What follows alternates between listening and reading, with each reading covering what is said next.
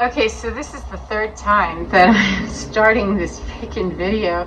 I'm not sure what the problem is. There's been just a flutter of different alarms. Somebody came to the door, stuff that generally just doesn't happen. However, I feel so inspired to put this message out because it was a phenomenal day, and I wish to share it. So here we go. I had prison duty today. I did my class. I taught a class today, several actually, at the prison where I spend some time teaching inmates how to change their mind about what they're doing.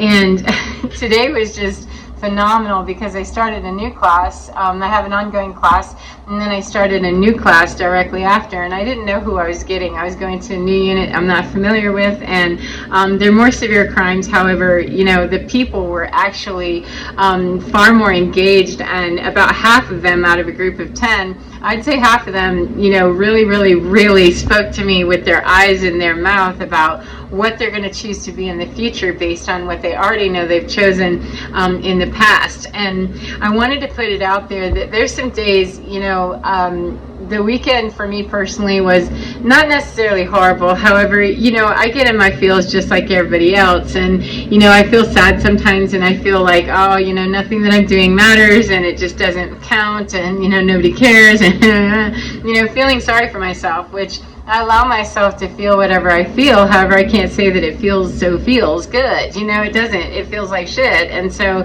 you know, I was really in myself this weekend thinking, what is the problem here? And so I struggled through that, got through it, talked myself through it, and said, no, just stay on course, stay steady. You know, this is a very tumultuous time where a lot of people are being challenged in their mind. And so how are you going to be a help to anyone? How can you be a service to anyone if you cannot remain faithful yourself? And so I was struggling with my own identity and what I was doing here on this planet, and what's my purpose and what's my reason for being here.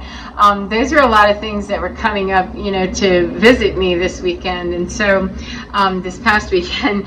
And so when I sat down and we started talking, these men who are felons, okay, with a violent history, etc. We don't need to get into the whole, you know, dossier of what they've done. They're felons. That's pretty clear. That, you know, though they're not, you know, the most severe I've ever seen, of course, or what's available to be seen, they have had a history enough that took them where they are. The difference is that the second class that I started today, the other one's great as well. However, today, just in the second class, had even more profound stuff.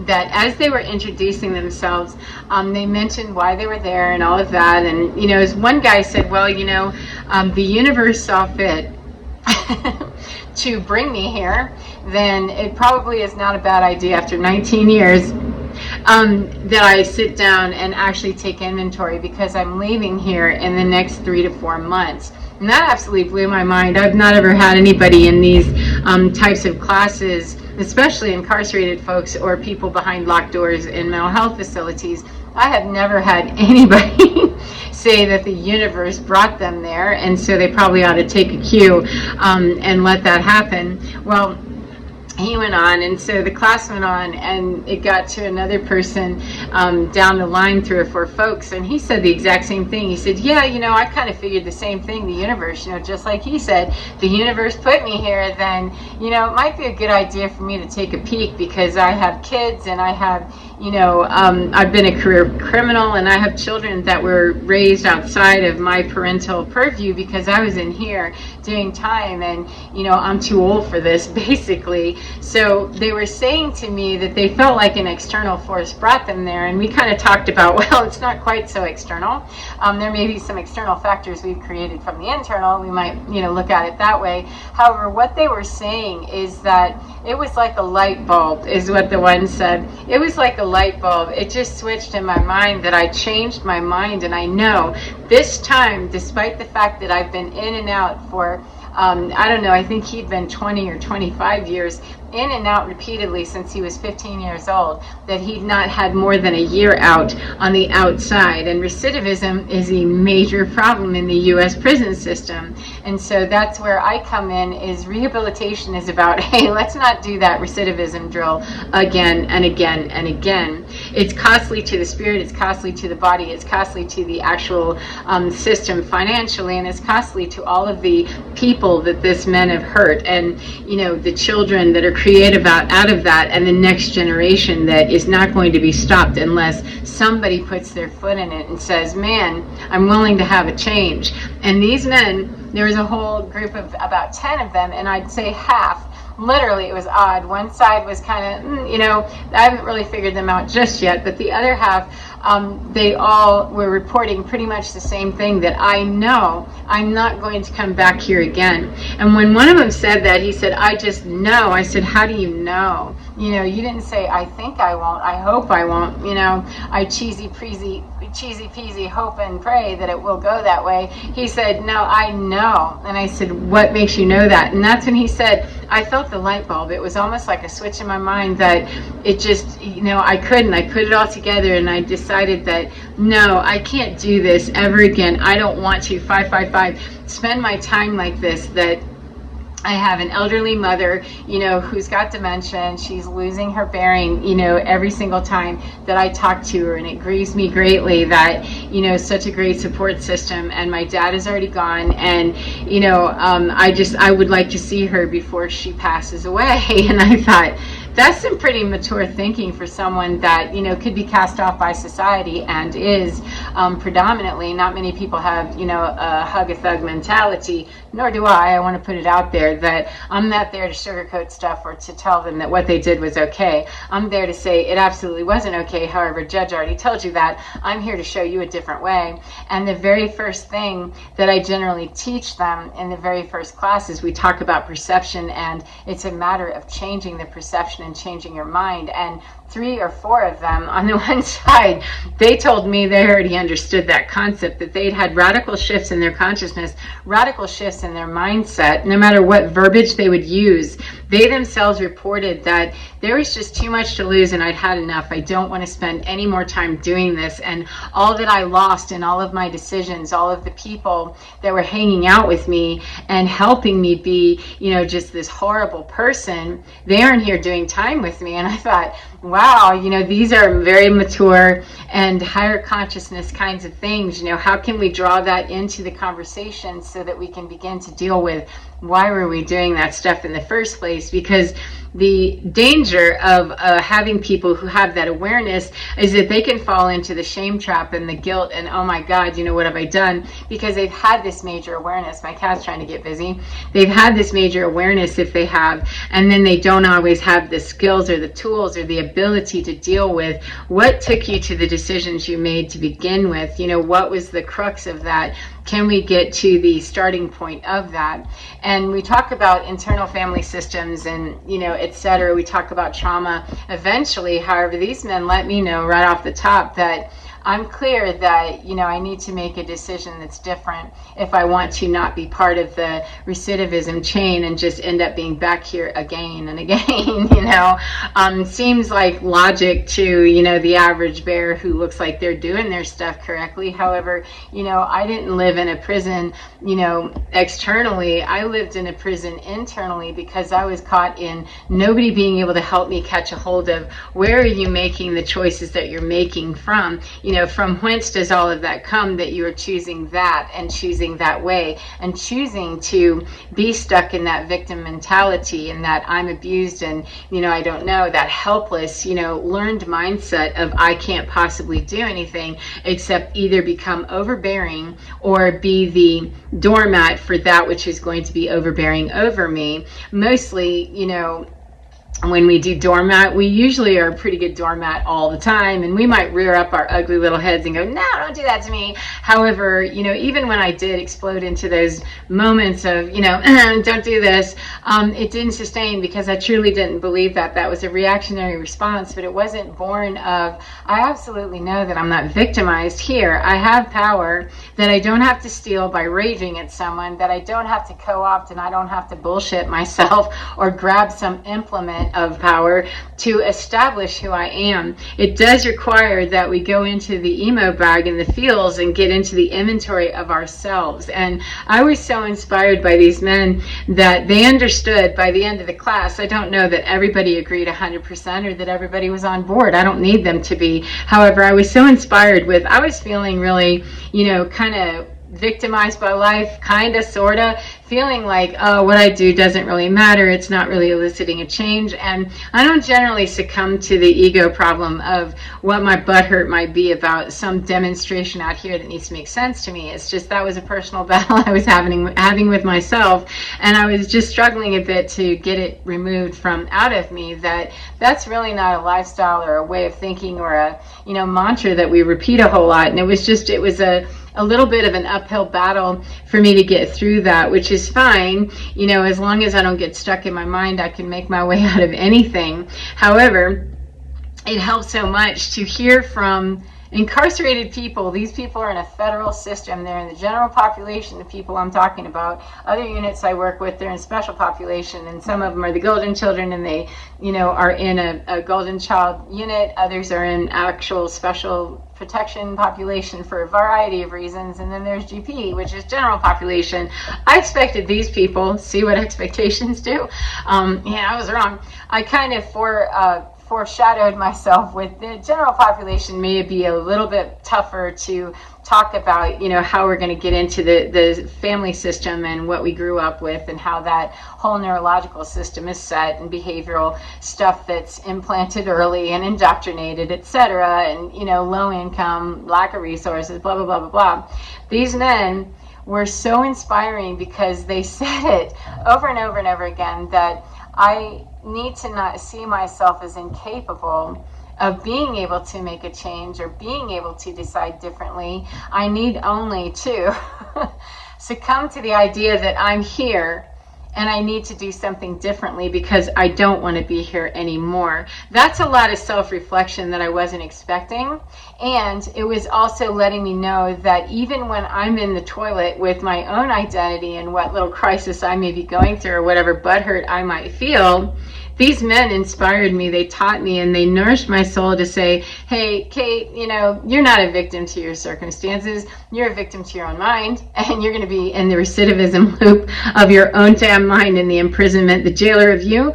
The lock is on the inside, princess. You got to do you from the inside out and stop expecting the external to necessarily marry up the way that I want it to, that makes me feel most comfortable. It's about keep it pushing, baby. You got to keep it moving and keep saying and doing, despite the fact that it may not feel good, despite the fact that the world may not embrace me the way that I wish it would, despite the fact that sometimes it can be so difficult to not spiral into the toilet a bit and then, climb out of it easily. Sometimes that's a real challenge. A lot of times, I'm able to just go, whoa, and head that off. However, over the weekend, that was just my personal battle. I'm going to be battling this little demon, for a minute. And by getting into the class, today was just phenomenal because these men were saying to me that I understand I'm in a federal prison and I know that why I'm here is because of what I chose to do to get me here. And I've had enough. The click has happened. The shift has happened. The light bulb went on and I got it, that I don't want to do this anymore. And so being able to walk in with, even more of an answer for them, they actually, helped me get there way faster. That, wow, this is phenomenal, that when people are ready and they make that choice of, I hear the call inside my soul of, I just don't want to be that anymore, that it can help to move us all as a collective of society, of humanity, to understand people differently and to understand that we all have value and we all have the ability to lift one another up in one way or another. Does not mean that everybody's attempting to, wants to, or is even going to try. However, for a population of people that in my mind I'm thinking mean, yeah, they're likely to be, gruffer with, more severe crimes and, lots of violence. They might actually be inappropriately behaving, et cetera, et cetera. You get a lot of stuff. And yet they were very well behaved. They were very respectful and very able to help me see a different part of humanity that they don't understand yet, though they're very much on board with getting there quickly. They haven't understood yet that the ability to get that recidivism track broken is the first step of what you've done, which is identify the problem is with you.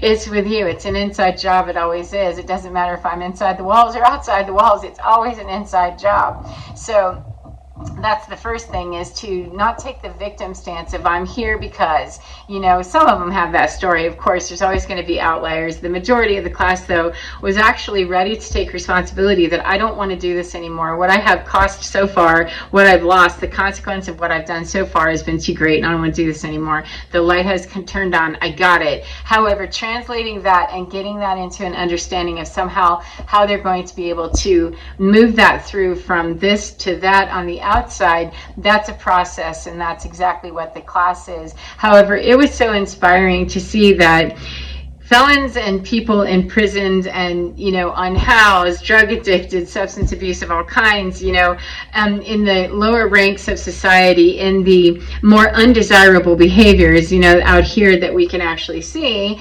and point our fingers at, they're disenfranchised for a reason, and they're oftentimes very unsavory and, unpleasant. However, my experience with these men working in a federal prison has been amazing and eye-opening, that not everybody a toss-off. I don't think anybody's a toss-off. I don't believe any human, is just expendable. However, the moment that they make themselves expendable, then society's very happy to jump on board and go, you're right, you are, and you don't deserve. And it goes down a whole line of thinking that does not help the problem at all. It doesn't change the problem at all. And it keeps us all in that recidivism loop of believing that it's okay to devalue someone so much that we just toss them away when they have no service available to the world that we think is good or rightful. And one of them actually, kind of indicated, I think what he was trying to ask me was, what good does it do, if I'm not getting out anytime soon? What good does it do for me to, be here? I'm kind of here because I was just told to be here, which is a fair question. You don't know why you're walking in the door and you found out 5 minutes ago. That's a legit question, why are you here? And that, I'm pretty sure that was the nature and the crux of what he said, though those weren't the words he used. That was the sense I got of it, is that what's the point? And my response to him is the same as I was telling myself, is that even if you think that you're not making a palpable difference out here, that you're not seeing reward, for your work, or you're not getting an affirmation or pat on the head or something, a Scooby snack, hold up, baby, because the obligation that I take upon myself, and that I ask, the people that I work with to take upon themselves also, the obligation that I take upon myself is that I've been a jackwing in the past. I've made really, not good decisions that were unhealthy and toxic and hurt people, and allowed me to be the victim to allowing other people, to hurt me and to perpetrate a cycle of recidivism in that loop of that's not good behavior, that we just kept going because I didn't stand up for myself and say no, and I mean really no, I gotta go now. And the people who were happy to exchange that with me, nobody was willing to stand up and do any real personal inventory.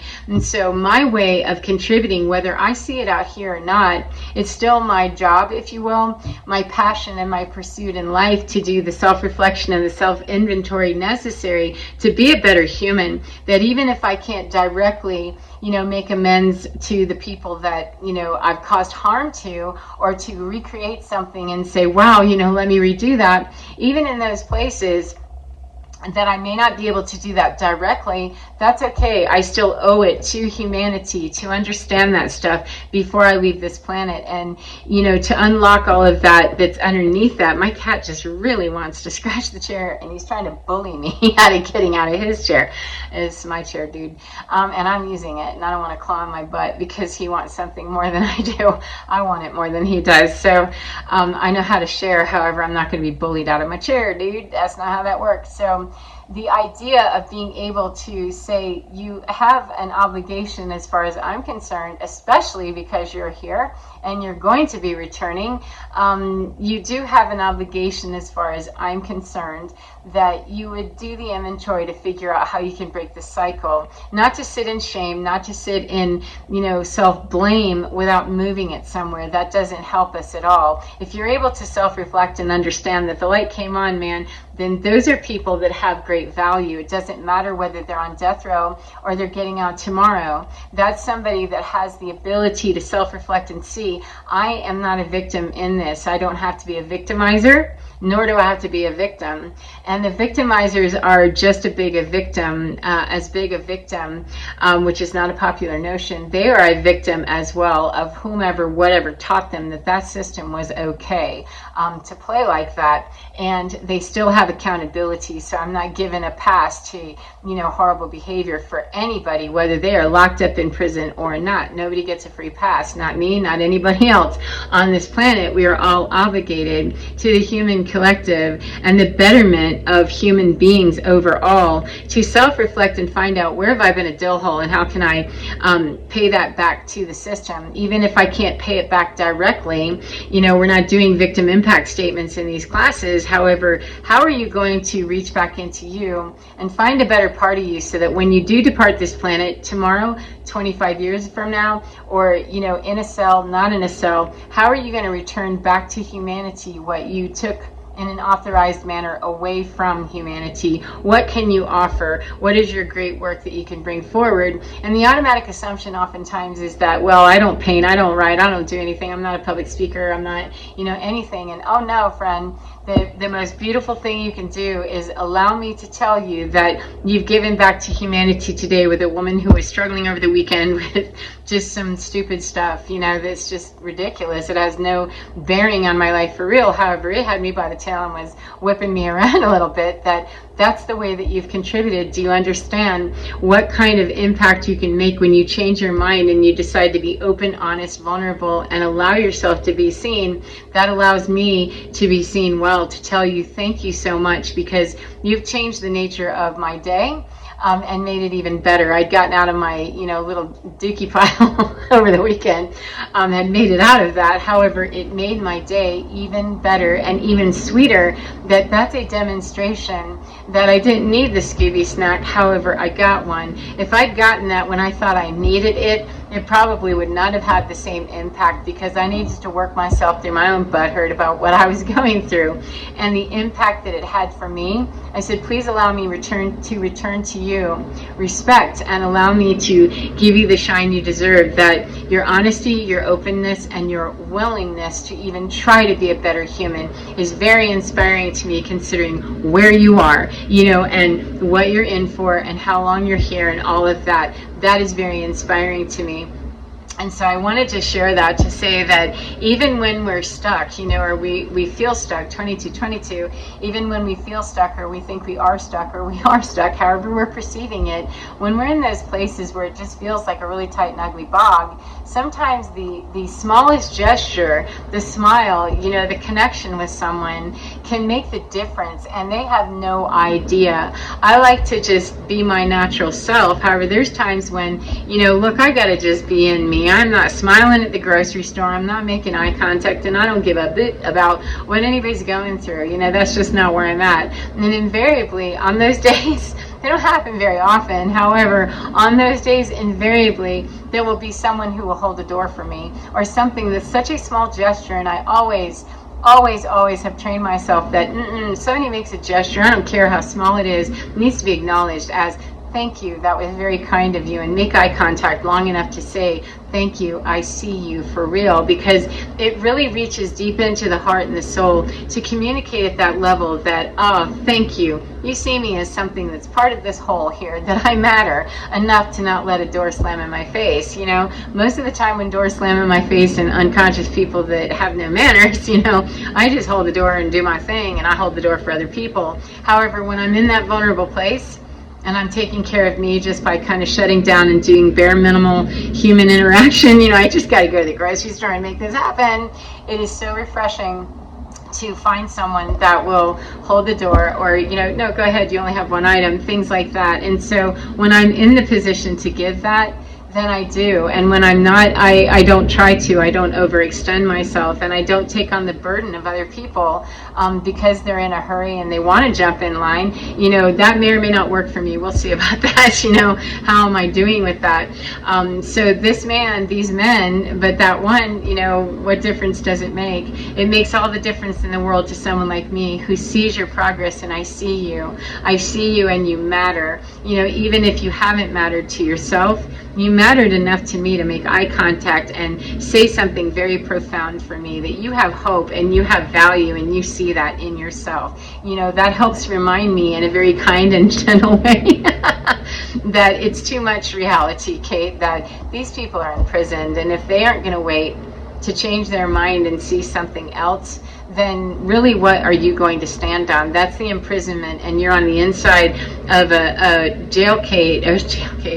bird cage or a jail cell, where the key is on the inside. The inside, lock it and let yourself out of that imprisonment, believing that we need something out here that's external.